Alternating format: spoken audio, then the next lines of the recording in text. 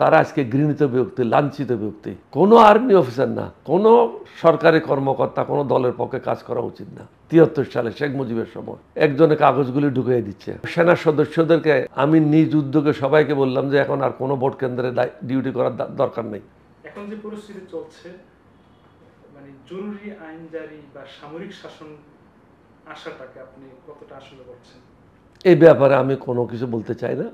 এই ধরনের কোনো কিছু আমি দেখছি না। অনেকে আসলে করছেন যে হতে পারে তার কাছে তথ্য আছে, আমার কাছে তথ্য নেই। যারাই আশঙ্কা করতেছে তাদের কাছে হয়তো তথ্য আছে এবং একদিন হয়তো তাদেরকে এটার জন্য জবাবদিহি করতে হবে। তথ্য থাকার পরেও কোনো ব্যবস্থা কেন গ্রহণ করলো না?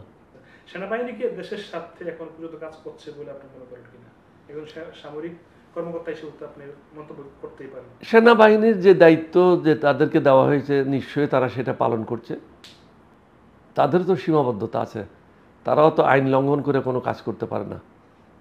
তাদেরকে যে দায়িত্ব দেওয়া হয়েছে সেই দায়িত্ব তারা নিশ্চয়ই পালন করছে।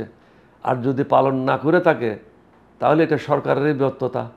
কারণ সরকার তাদের কাছে জবাবদিহি চাচ্ছে না বা তাদেরকে জবাবদিহির আওতায় আনতে পারছে না, এটা সরকারেরই ব্যর্থতা, এটা সামরিক বাহিনীর ব্যর্থতা না। আমরা তো দেখেছি মইনুল আহমেদকে, আমরা তো দেখেছি আজিজ আহমেদকে। এখন প্রশ্নটা হচ্ছে যে একজন সেনাবাহিনী কি আসলে কোনো দলের ম্যান্ডেট নিয়ে বা দলের পক্ষে কাজ করা উচিত কিনা? আপনার কি মনে হয়? আপনার সম্ভবত দেখেছেন 2018 নির্বাচনে বা 24 নির্বাচনে যে আর্মিরা নির্বাচনের সামনে থেকে গাড়ি দিয়ে চলে গেছে, জনগণ ডাকছে তাদেরকে, তারা ডাক না শুনে। আমি আপনার কথার একটা উদাহরণ দিতে পারি। 1973 সালে শেখ মুজিব নির্বাচন দিয়েছিল, জাতীয় সংসদের নির্বাচন। আমি তখন চট্টগ্রামে 19 ইস্ট বেঙ্গল রেজিমেন্টের সেকেন্ড ইন কমান্ড ছিলাম। আমাকে দায়িত্ব দেওয়া হয়েছিল চট্টগ্রামের বাঁশখালী, সাতখানি এবং লোহাগাড়ার দুইটা নির্বাচনী এলাকার সব কিছু দেখাশোনা করার জন্য। আমি একজন সিনিয়র সুবেদারকে সাতখানি এবং লোহাগাড়ার দায়িত্বে রেখে নিজে চলে গেলাম বাঁশখালীতে, কারণ এটা দুর্গম এলাকা ছিল, কঠিন এলাকা ছিল, সেই জন্য আমি ওই জায়গাটায় বেছে নিলাম। সেনা সদস্যদেরকে প্রত্যেকটা কেন্দ্র দেখাই দিলাম, কে কোথায় ডিউটি করতে হবে, সবাইকে অবহিত করলাম, সবাইকে ব্রিফ করলাম, দায়িত্ব সম্বন্ধে অবহিত করলাম। আমি ছিলাম তখন বাঁশখালী সাধনপুর হাই স্কুলে। সকালে উঠে যথারীতি নির্বাচনের দিন সবাইকে নিজ নিজ দায়িত্বে পাঠিয়ে দিলাম। আমি 10টার দিকে আস্তে আস্তে বেরিয়ে ঠিক ওই স্কুলের সামনে একটা গার্লস স্কুল ছিল, গার্লস স্কুলে গেলাম। গিয়ে দেখি খুব সুন্দরভাবে লাইনে লোক দাঁড়িয়ে আছে। তা আমি খুব খুশি হলাম যে সবাই সুন্দরভাবে ভোট দিতে এসেছে, লাইন সারিবদ্ধভাবে দাঁড়িয়ে আছে। তো চিন্তা করলাম ভিতরে যাই দেখি কি হচ্ছে।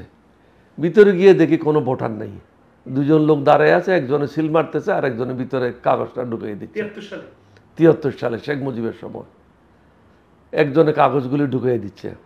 আমি এটা দেখার পর বেরিয়ে আসলাম এবং সেনা সদস্যদেরকে আমি নিজ উদ্যোগে সবাইকে বললাম যে এখন আর কোনো ভোট কেন্দ্রে ডিউটি করার দরকার নেই, তোমরা সবাই সাধনপুর স্কুলে চলে আসো। কারণ এই সমস্ত চোরা ভোটের দায়িত্ব নিতে আমি রাজি নই। আমার চাকরি যেতে পারে, কিন্তু আমি এই সমস্ত বেঈমানি মোনাফেকের সাথে নিজে অংশগ্রহণ করব না। আমি সবাইকে ক্লোজ করলাম। ওখানে আমার 3 দিন থাকার কথা, ভোটের পরেও 2 দিন থাকার কথা। আমি পরের দিন সবাইকে নিয়ে চট্টগ্রাম সেনানিবাসে চলে আসলাম। আমাকে কেউ কোনো প্রশ্ন জিজ্ঞাসা করে নেই। আমার কথা হলো, কেউ যদি অন্যায় কাজ করে আমি কেন সেটাতে সম্পৃক্ত হব? তাহলে আমি ইকুয়ালি গিল্টি, আমারও সমান দোষ। আমি একজন বেঈমান, আমি একজন মোনাফেক। একজন মোনাফেকের সাহায্য করা আরেকজন মোনাফেকে করতে পারে, একজন বেঈমানকে সাহায্য আরেকজন বেঈমানই করতে পারে, একজন দুর্নীতিবাজকে আরেকজন দুর্নীতিবাজ সাহায্য করতে পারে। আপনি যদি ভালো হন তাহলে আপনি কেন দুর্নীতিবাজকে সাহায্য করবেন? কোনো আর্মি অফিসার না, কোনো সরকারি কর্মকর্তা কোনো দলের পক্ষে কাজ করা উচিত না।